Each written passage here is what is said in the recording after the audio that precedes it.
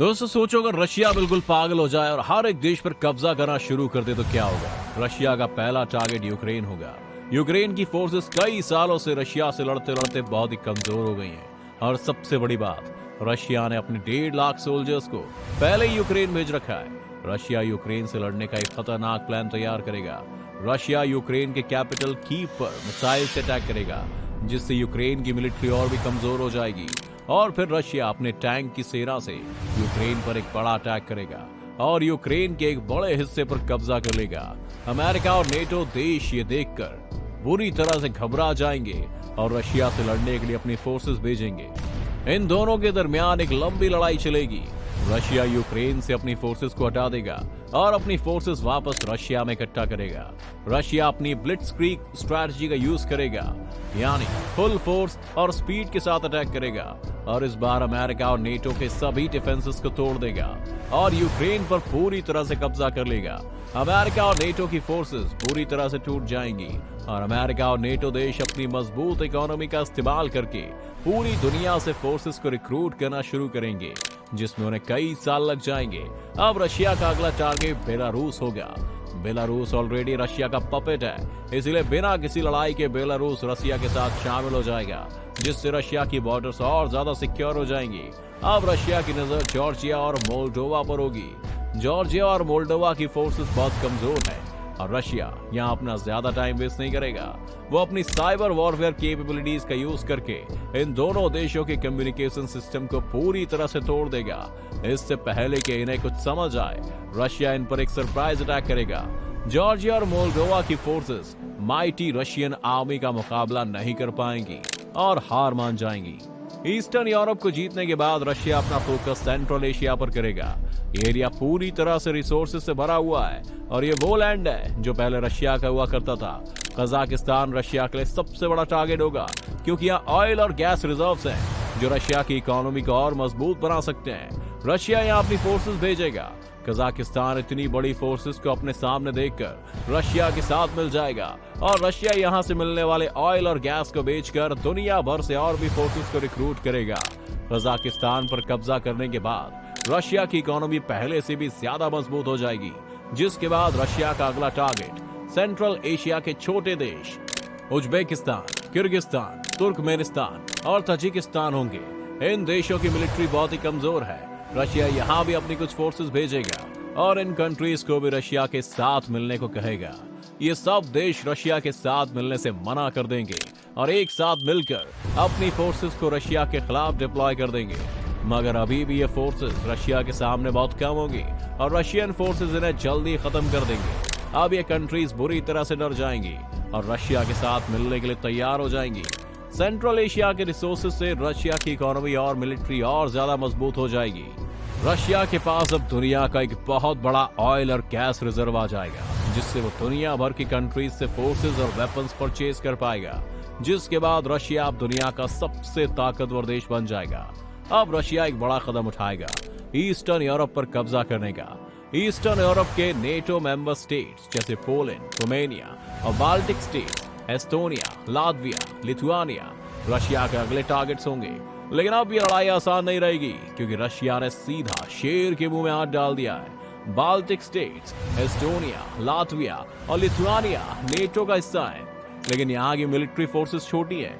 Russia अपने cyber warfare और elite special forces का इस्तेमाल करेगा और इन देशों की कम्युनिकेशन को जैम कर देगा, ताकि ये किसी दूसरे देश को अपनी मदद के लिए ना बुला पाए। रशिया अपनी कुछ फोर्सेस भेजेगा जो बिना किसी बड़े नुकसान के जल्द ही बाल्टिक स्टेट्स पर अपना कब्जा जमा लेंगी। अब रशिया पोलैंड और रोमानिया को अपना अगला टारगेट सेट करेगा। रशिया अपनी फोर्सेस को इन देशों की तरफ भेज देगा, लेकिन यहाँ पहले से ही नेटो की फोर्सेस का इंतजार कर रही होंगी, जो रशिया को पहली बार काफी टक्कर देंगे। रशिया यहाँ अपनी एयर फोर्सेस और दुनिया के सबसे बड़े ऑयल और गैस रिसोर्सेज का इस्तेमाल करेगा और इन देशों में एयर स्ट्राइक्स करना शुरू कर देगा। कुछ महीनों में इन देशों में मौजूद नेटो फोर्सेस कमजोर पड़ जाएंगी और यहाँ की इकोनॉमी कोलैप्स हो जाएगी। रशिया एक बार फिर से अपनी पूरी ताकत से हमला करेगा और इन दोनों देशों पर एक साथ कब्जा कर लेगा, जिससे नेटो और यूरोपियन यूनियन और ज्यादा गुस्सा हो जाएंगे और तेजी से दुनिया भर से फोर्सेस को रिक्रूट करना शुरू कर देंगे। ईस्टर्न यूरोप पर कब्जा करने के बाद रशिया मिडिल ईस्ट को भी साथ मिलाने का सोचेगा ताकि अमेरिका को जाने वाले ऑयल और गैस को रोका जा सके। इसका पहला टारगेट टर्की होगा, जो कि उसके लिए सबसे बड़ा खतरा हो सकता है। रशिया यहाँ अपनी कुछ फोर्सेस भेजेगा, लेकिन टर्की की माइटी फोर्सेस और तगड़ी अलायंस देखकर रशिया यहाँ पर हमला नहीं करता और रशिया यहाँ भी एक चाल चलता है और टर्की को जंग के बाद आजाद करने और ज्यादा जमीन देने का वादा करता है और टर्की की फोर्सेस को भी अपने साथ मिला लेता है। रशिया का अगला टारगेट अब इराक और सीरिया होंगे। इराक और सीरिया के ऑयल रिजर्व्स अगर रशिया को मिल जाते हैं तो रशिया पहले से भी ज्यादा ताकतवर हो सकता है, मगर रशिया यहाँ पर भी अपनी फोर्सेस को नहीं गवाएगा और इन दोनों देशों को अपने साथ मिलाने का प्लान बनाएगा। रशिया इन देशों को इजराइल के खिलाफ उनकी मदद करने और अमेरिका की तरफ से होने वाले अटैक से बचाने का वादा करेगा। इराक इस ऑफर को मान लेगा, मगर सीरिया इस ऑफर को मानने से इनकार कर देगा और रशिया के खिलाफ लड़ने के लिए फोर्सेस भेजेगा।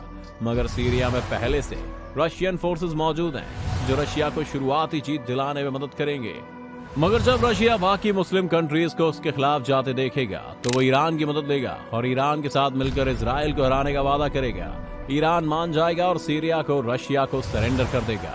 अब रशिया बिना किसी बड़े नुकसान के मिडिल ईस्ट के बड़े हिस्से पर भी कब्जा कर चुका होगा। फिर वो सऊदी अरेबिया को भी अपने साथ मिलने का ऑफर भेजेगा ताकि वो अमेरिका को जाने वाले ऑयल को पूरी तरह से बंद कर सके। अगर ऐसा होता है तो अमेरिका घुटनों पर आ जाएगा और उसकी इकोनॉमी कोलैप्स होने लगेगी। मगर सऊदी अरेबिया में पहले से ही नेटो और अमेरिका की फोर्सेस मौजूद होंगी। रशिया सऊदी अरेबिया को अपना एलाई बनाने के लिए बहुत एडवांस मिलिट्री और दुनिया की सबसे एडवांस फोर्सेस का कुछ हिस्सा देने का वादा करेगा। सऊदी अरेबिया को यह ऑफर पसंद आएगा और वो अमेरिका को छोड़कर रशिया का एलाई बन जाएगा और अमेरिका को ऑयल भेजना बंद कर देगा। अब रशिया अमेरिका और नेटो के लिए सारे रास्ते बंद कर चुका होगा, जिसके बाद रशिया चाइना के साथ अलायंस बनाएगा और चाइना को फ्री ऑयल और लैंड देने का वादा करेगा। अब रशिया और चाइना की फोर्सेस मिल जाएंगी और साउथ ईस्ट एशिया में मौजूद अमेरिका के सबसे बड़े अलायंस जापान और साउथ कोरिया को खत्म करने का प्लान बनाएंगे। रशिया और चाइना मिलकर साउथ कोरिया और जापान पर अटैक करेंगे, लेकिन यहाँ अमेरिका अपनी सबसे एडवांस नेवल फोर्सेस भेजेगा जो कि रशिया और चाइना की एक्सपेंशन को पूरी तरह से रोक देंगे। अब साउथ एशिया के मुल्क भी खतरा महसूस करेंगे और इंडिया और पाकिस्तान रशिया से बचने के लिए एक साथ हो जाएंगे और ऑस्ट्रेलिया के साथ अलायंस बनाएंगे। अब तक रशिया आधी से ज्यादा दुनिया पर पहले से ही कब्जा कर चुका होगा, जिस वजह से उसे रोकना बहुत मुश्किल होगा। रशिया की इतनी बड़ी एक्सपेंशन की वजह से उसकी इकोनॉमी अब कमजोर पड़ने लगेगी। नेटो, अमेरिका और यूरोपियन यूनियन मिलकर रशिया के ईस्टर्न यूरोप और मिडिल ईस्ट की ऑक्यूपाइड टेरिटरीज पर हमला करेंगे। चाइना रशिया के अग्रेसिव एक्सपेंशन से खुश नहीं होगा और उसका अलायंस तोड़ देगा। इंडिया, पाकिस्तान और चाइना मिलकर रशिया के सेंट्रल एशिया के टेरिटरीज पर अटैक करेंगे, लेकिन अब सिचुएशन बिल्कुल बदल जाएगी। रशिया के स्ट्रिक्ट रूल्स की वजह से इसमें मौजूद कंट्रीज बगावत पर उतर आएंगी और रशिया अंदर से टूटना शुरू कर देगा और इसकी फोर्सेस भी कमजोर पड़ने लगेंगी। आखिर में रशिया अपनी पूरी स्ट्रेंथ के बावजूद दुनिया की एडवांस मिलिट्रीज के सामने टिक नहीं पाएगा। नेटो, अमेरिका और चाइना की यूनाइटेड एफर्ट्स की वजह से रशिया अपने ऑक्यूपाइड टेरिटरीज से पीछे हटने पर मजबूर होगा। रशिया की इकोनॉमी कोलैप्स हो जाएगी और वो एक कमजोर देश बनकर रह जाएगा। दुनिया के पावरफुल अलायंस जैसे नेटो और क्वाड यानी इंडिया, अमेरिका, जापान, ऑस्ट्रेलिया मिलकर रशिया के एक्सपेंशन को रोक देंगे। रशिया को शुरुआती जीत मिल सकती है, लेकिन जब दुनिया की सबसे बड़ी ताकतें उसके खिलाफ एक हो जाएंगी तो रशिया को अपनी एक्सपेंशन रोकनी पड़ेगी। एडवांस मिलिट्रीज और अलायंस हमेशा बैलेंस बनाए रखते हैं, जो एक पावरफुल कंट्री को पूरा डोमिनेट करने से रोक देते हैं। तो क्या लगता है, क्या रशिया कभी इतना पावरफुल हो पाएगा या ये सिर्फ एक वाइल्ड इमेजिनेशन है? अपने कमेंट्स हमें जरूर बताएं और 100 के सब्सक्राइबर पर किस टॉपिक पर आप वीडियो देखना चाहते हैं कमेंट सेक्शन में बता सकते हैं। ज्यादा तो लोग पहले ही हमारे साथ जुड़ चुके हैं और बाकी लोग भी हमें सब्सक्राइब करके हमारे साथ जुड़ सकते हैं।